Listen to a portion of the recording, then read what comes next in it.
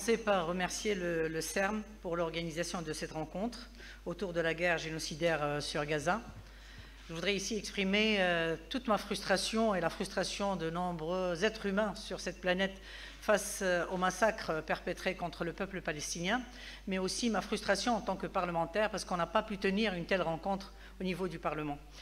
Bien, 77 ans après la Nakba et presque 20 mois après justement le déluge d'Al-Aqsa, la Nakba dure.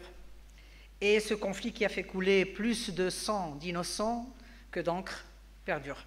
Donc la question que l'on se pose aujourd'hui est la suivante. Est-ce que c'est le début de la fin ou est-ce que c'est la fin de la cause de la palestinienne dans un monde déshumanisé où la force se lie à la puissance et aux géants de la technologie pour imposer sa vision, où il n'y a ni respect du droit international, ni des droits humains censés être inaliénables et indivisibles. Bien sûr, il y a beaucoup de choses à dire. Le Maroc a toujours soutenu de manière inconditionnelle la cause palestinienne par ses marches, ses communiqués, etc. Et aujourd'hui, il demande l'annulation pure et simple des accords d'Abraham qui ont été signés sans consultation populaire et sans demander l'avis du Parlement marocain. Par contre, ce que l'on a vu, c'est qu'aujourd'hui, certains États, pour éviter les sanctions, bien sûr, jouent le rôle d'intermédiaire pour les intérêts militaires et économiques d'Israël, afin qu'elles puissent investir des pays arabes et entraver leurs propres projets de développement et organiser le pillage des terres et des ressources et la soumission de l'être humain. Chez nous au Maroc, la Constitution de 2011 a introduit l'affluence juif en tant que composante de l'identité marocaine. Et nous savons que des sionistes portent la nationalité marocaine. De même que nous avons peur que les accords militaires signés ne soient vraiment une entrave face à notre projet de toujours, celui de la construction du Grand Maghreb. Bien sûr que les méthodes de soutien au peuple palestinien aujourd'hui paraissent inefficaces face à l'ampleur de ce qui se passe et au soutien inconditionnel d'une certaine communauté internationale à cet État d'Israël qui est un État sioniste colonisateur qui ne connaît aucune limite. Alors, bien sûr que face à cette guerre, c'est aussi la fin du leurre que l'Occident est celui qui va intervenir pour que le monde puisse jouir de la démocratie et des droits et des libertés. Mais ce que l'on voit aujourd'hui, c'est le non-respect du droit international et humain. C'est un génocide qui se passe en direct et un nettoyage ethnique. Plus de 20 000 enfants qui ont été tués et transformés en lambeaux et dont les images qui nous ont déchiré le cœur ne cesseront de nous hanter. Des journalistes assassinés, et c'était eux qui nous transmettaient les véritables images. Voilà, donc c'est ce qui se passe aujourd'hui au niveau de Gaza. Mais ce que je voudrais aussi dire, c'est que nous, en étant attachés au droit international, nous avons de cesse de rappeler que justement, selon le droit international, tout prouve qu'il s'agit bien d'un génocide et d'un nettoyage ethnique mené de façon planifiée pour vider Gaza de sa population, en tuant les civils et en forçant à l'exil, par la privation d'eau salubre, d'électricité, par la famine. Le même droit international reconnaît qu'il y a crimes de guerre qui doivent cesser et entraîner la condamnation de ceux qui en sont responsables. Aujourd'hui, la Cour de justice internationale, bien sûr, a condamné Netanyahou et ses ministres, mais qu'en est-il? Ils se baladent libres. Le même droit international reconnaît le droit du peuple palestinien colonisé à se défendre. Donc ce n'est pas l'occupant qui a le droit de se défendre, mais bien l'occupé, en l'occurrence le peuple palestinien. Bien sûr qu'il y a les intérêts géostratégiques, bien sûr qu'on veut faire passer le gazoduc par Gaza ou la transformer en zone offshore, bien sûr qu'il y a la volonté de dominer le monde par la peur et par la pression, mais la communauté internationale doit assumer ses responsabilités, doit assumer pleinement ses responsabilités en allant vers c'est-à-dire tout mettre en œuvre en fait, pour le soutien au peuple palestinien pour construire son État libre et indépendant avec ses frontières de 1967 et respect du droit de retour et libération immédiate des prisonniers et le cessez-le-feu immédiat. Deuxième chose, c'est que peut-être le monde multipolaire qui est en cours pourrait ouvrir la voie vers de nouvelles coopérations internationales et constituer des éléments aidants et forçant au respect du droit international et au développement peut-être de médias libres. de voix nouvelles de chercheurs indépendants comme ceux de mesdames très respectables, et aussi aller vers la justice, une justice dont on ne voit plus la couleur, et aussi le respect de l'humain et de la nature. Troisième chose aussi, il faudrait que la lutte pour l'altermondialisme se poursuive, parce que contre ce néolibéralisme sauvage et le déni démocratique, le déni du droit international, le déni des droits humains, l'augmentation des inégalités, l'augmentation du racisme, de la xénophobie et la chute du système de valeurs. Et enfin, il faudrait considérer que la libération de la Palestine constitue la voie pour l'émancipation des peuples opprimés et une étape fondamentale pour un monde plus juste et respectueux de la dignité humaine. Donc soyons solidaires jusqu'au bout pour renouer avec notre humanité. Merci. Merci beaucoup, c'était parfait, c'était en 5 minutes. On dirait que ça a été chronométré, Madame Nabila. C'est vous, ça, vas-y. Voilà. En 5-6 minutes. 7 minutes. Très bien, parfait.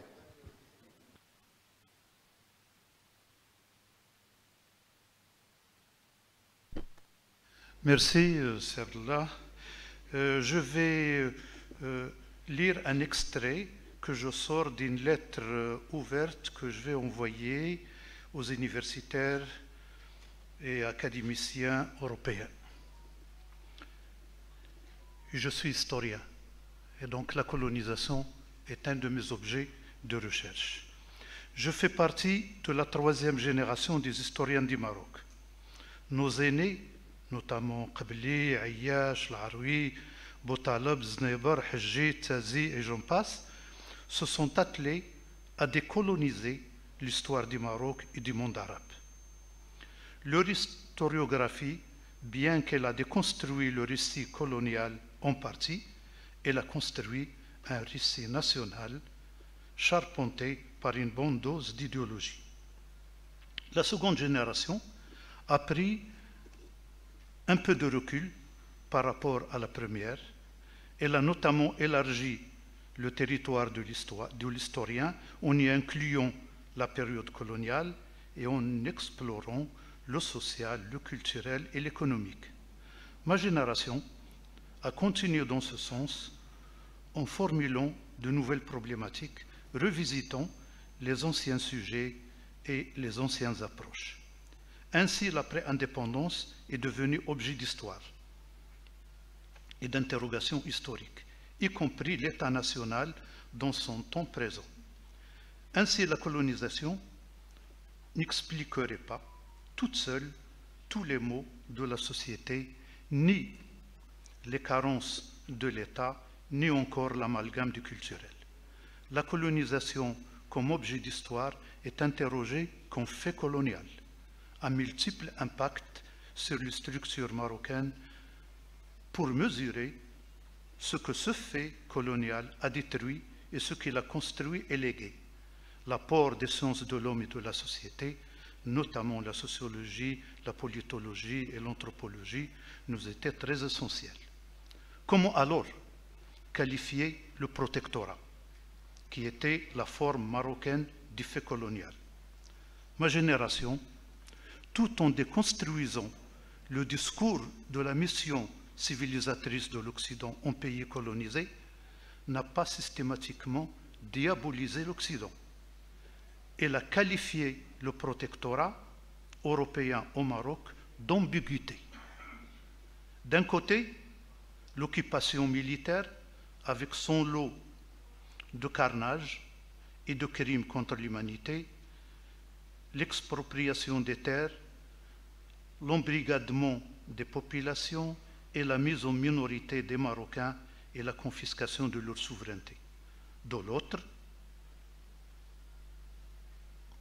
l'aménagement des territoires, l'introduction de l'instruction moderne, l'introduction de la médecine, l'introduction des arts et de la pensée des Lumières avec son lot de valeurs de libération. Ces deux aspects s'articulaient et formaient cette complexité nommée protectorat. On n'a pas encore épuisé toute l'analyse de cette complexité, mais toute une génération intellectuel de Marocains s'est amarré à l'universalisme, à l'humanisme, aux droits humains, à l'égalité entre les peuples et nations, à la démocratisation locale et internationale et à la suprématie du droit international. Cette génération dont je fais partie a combattu et combat encore le despotisme local en payant le prix fort. Elle est souvent ignorée par l'opinion publique internationale. Les États de ce qui est appelé l'Occident soutiennent souvent les despotes locaux et autres dictateurs. Raison d'État, proclame-t-il. Cette génération, ma génération, a proposé et a imposé que la question palestinienne soit au Maroc une question nationale, bien avant que l'État marocain institue un impôt spécial pour la Palestine payé par les contribuables marocains. Comme cette génération a présenté la question palestinienne comme un problème politique d'essence coloniale et non un problème religieux ni un problème de conflit de civilisation, pour l'étudier, ainsi, depuis des années,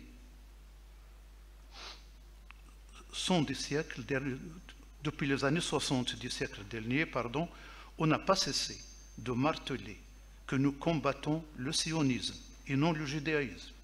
Ce qui est appelé antisémitisme est étranger à notre culture.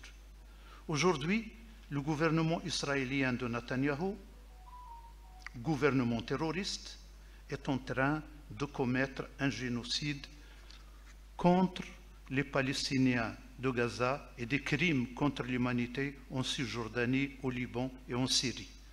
La majorité des États du monde dit libre et démocratique assistent au génocide avec apathie, voire avec complicité passive ou une complicité agissante comme font les dirigeants des États-Unis.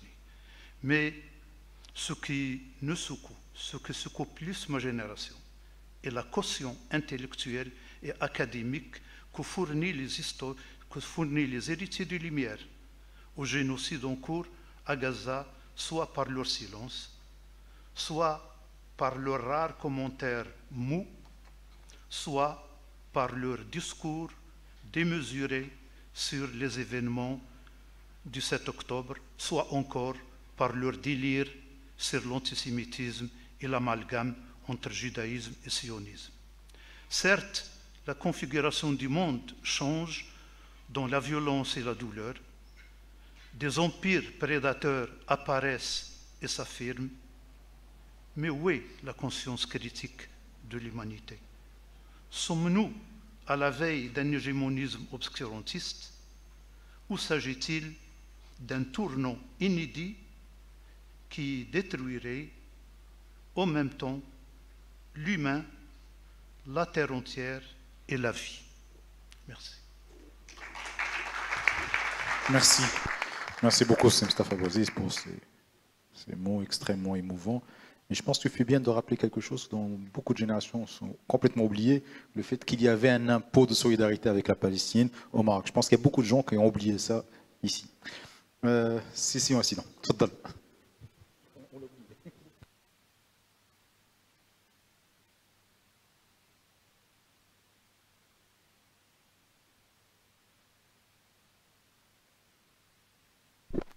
Voilà, merci.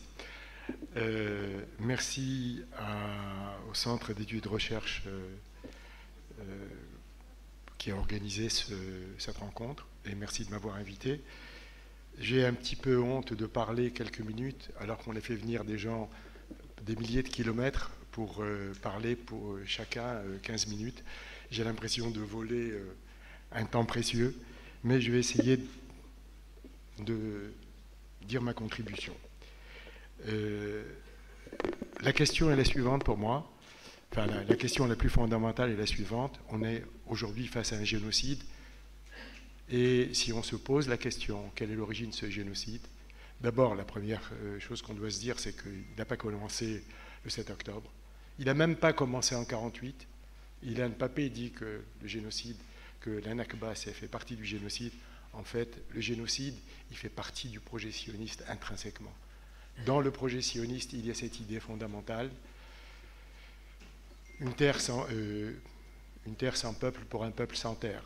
Et quitte à ce que cette phrase ne reflète absolument rien de la réalité, le projet des sionistes, c'est de faire survenir cela, à savoir qu'il faut que cette terre devienne une terre sans peuple, et faire devenir cette terre une terre sans peuple, c'est justement la définition du génocide.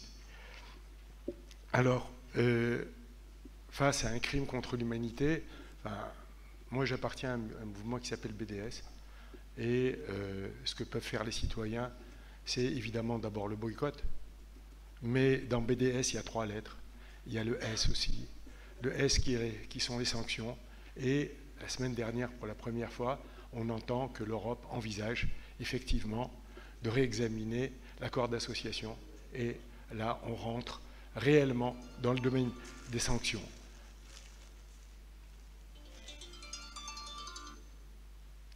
Et là, on rentre effectivement dans le domaine des sanctions, mais au lieu de regarder de l'autre côté de la rivière, de regarder l'Europe, regardons du côté de chez nous. Où en sommes-nous, nous, avec la Palestine? Cette normalisation dont on parle tant et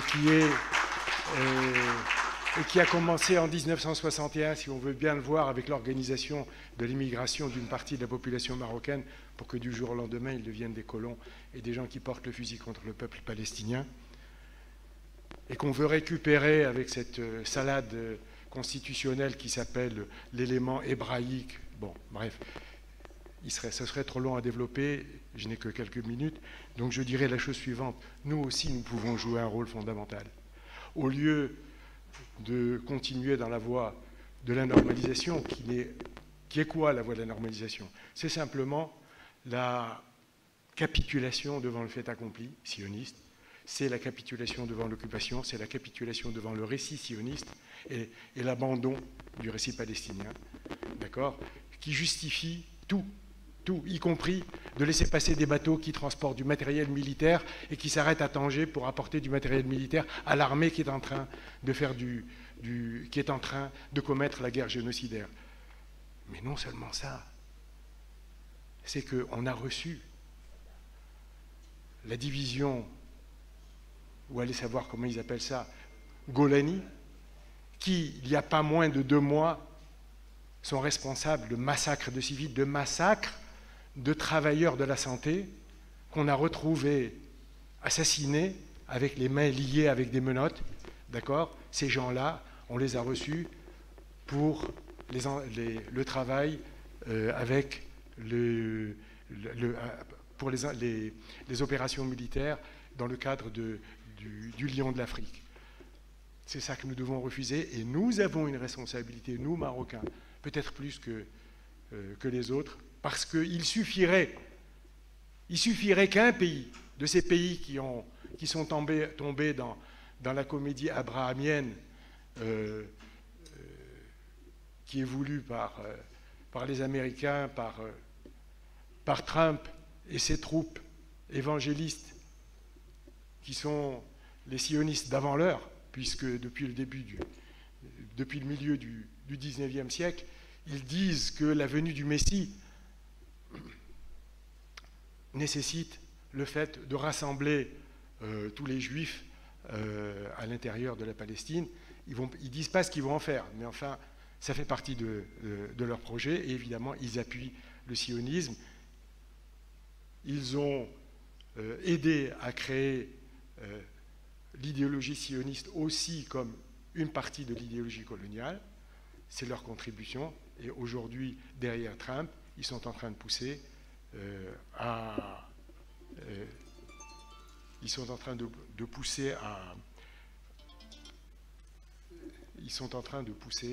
au crime et au génocide qui a lieu aujourd'hui en Palestine. Nous avons une responsabilité, et c'est bien que ce soit Francesca Albanese, qui a été la première fonctionnaire internationale à lever cet énorme sujet.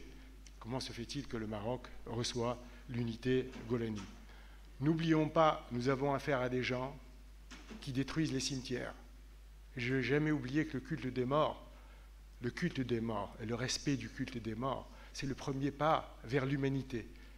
C'est le premier pas de l'apparition de l'humanité vient avec le respect du culte des morts. Ils n'ont pas le culte des morts et ce faisant, c'est eux qui sortent de l'humanité, c'est pas nous. Merci beaucoup. Merci Cécile Ancidon. La parole est à Madame Yasmine Chami. Madame Chami.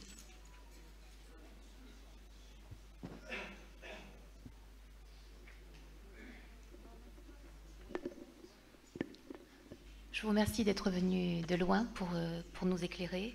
Et je remercie beaucoup Sion Ancidon pour son intervention qui replace pour nous Marocains la question dans un contexte national qui nous préoccupe tous en fait, hein, et pour laquelle le peuple marocain s'est mobilisé massivement pour dire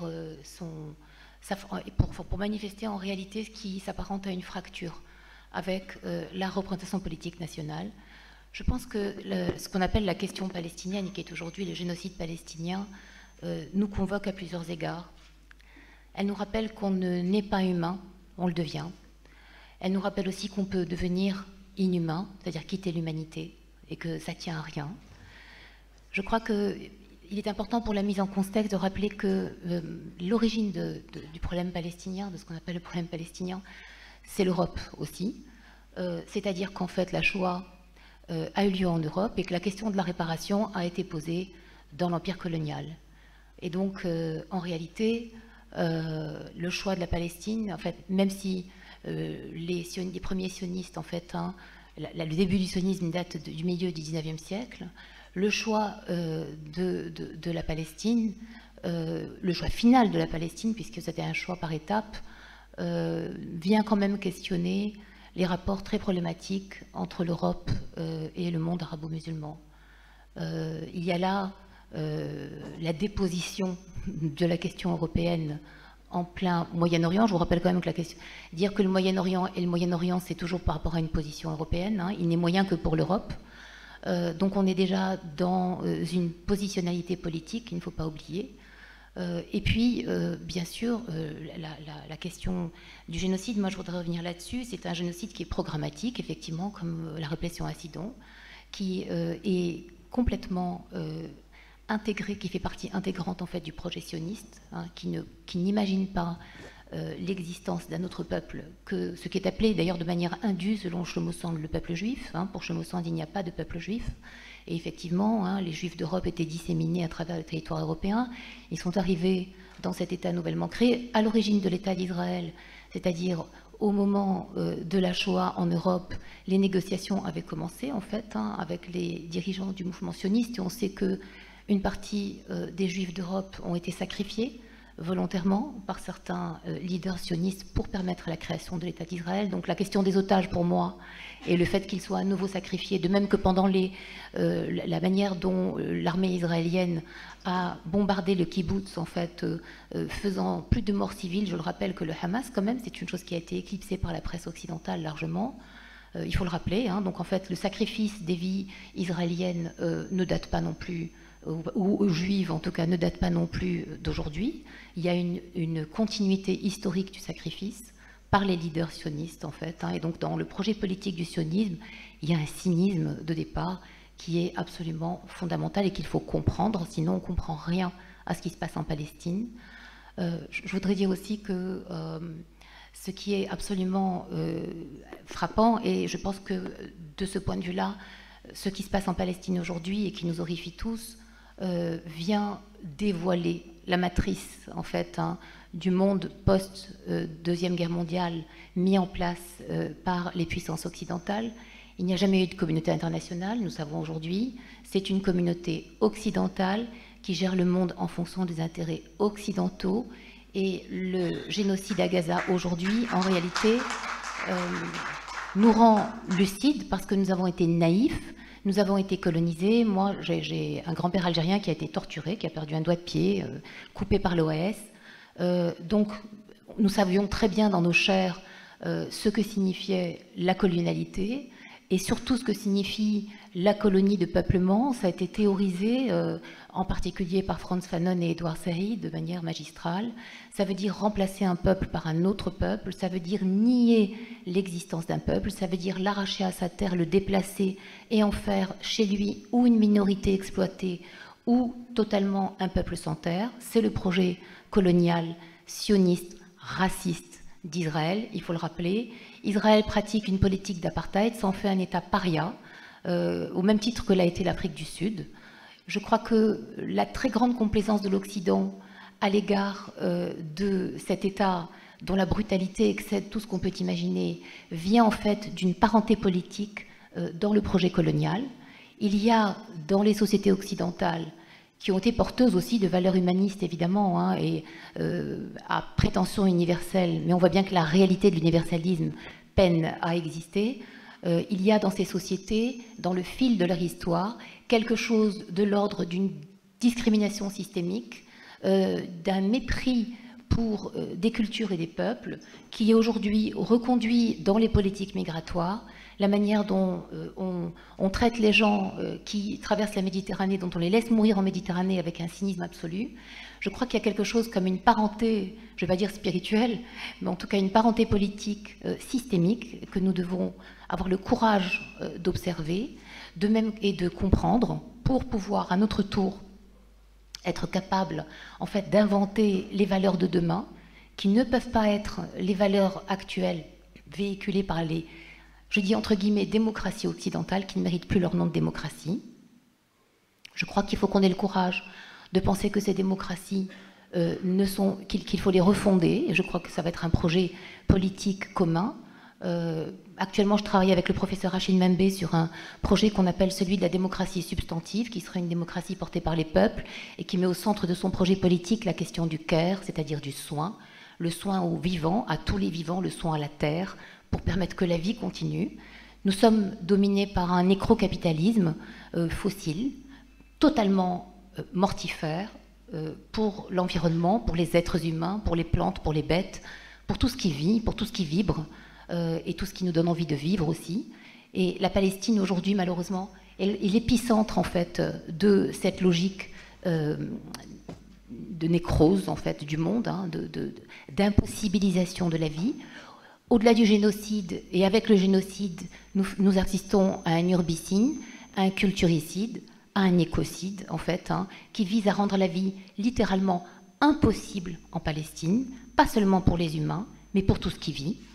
Je crois que c'est un projet politique qui devrait nous alerter, parce que ça pourrait être un projet politique global. Je vous rappelle qu'il y a des fous hein, qui sont au pouvoir et qui imaginent la vie dans le métaverse, qui imaginent la dématérialisation des corps, qui imaginent la vie sans la vie. Et je crois que nous sommes concernés, nous sommes une communauté humaine, et nous devons prendre nos responsabilités. Et je peux finir en disant la seule chose qui me vient au cœur, parce que j'ai envie de pleurer, c'est Free Palestine. Merci. Merci beaucoup.